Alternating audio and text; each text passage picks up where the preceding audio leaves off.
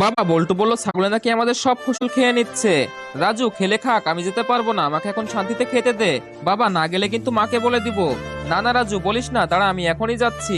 এই তো সুযোগ, বাবা চলে গেছে, এখন তাড়াতাড়ি করে কমলাগুলো ছিলে জুস বানিয়ে নিব। বাবা আসার আগেই কাজটা সেরে ফেলতে হবে। আরে এখানে তো কোনো ছাগলই নাই, তাহলে কি রাজু আমাকে বোকা বানালো? জুস বানানো হয়ে গেছে, বাবা আসার আগে এগুলো বোতলে ভরে এখান থেকে ভাগতে হবে।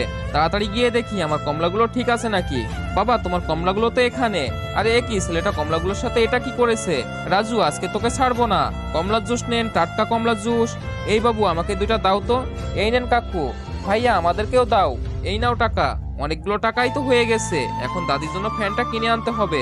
আরে ওই তো ছেলেটা বাক্স নিয়ে কোথায় যাচ্ছে, আমাকে দেখতে হবে। আরে রাজু এখানে কি করছে? দাদি এই দেখো তোমার জন্য ফ্যান এনেছি, তোমাকে আর গরমে কষ্ট করতে হবে না। কিন্তু দাদু ভাই এরা তো লাইক সাবস্ক্রাইব করলো না। না দাদি, ভালো মনের মানুষরা ঠিকই করে দিছে।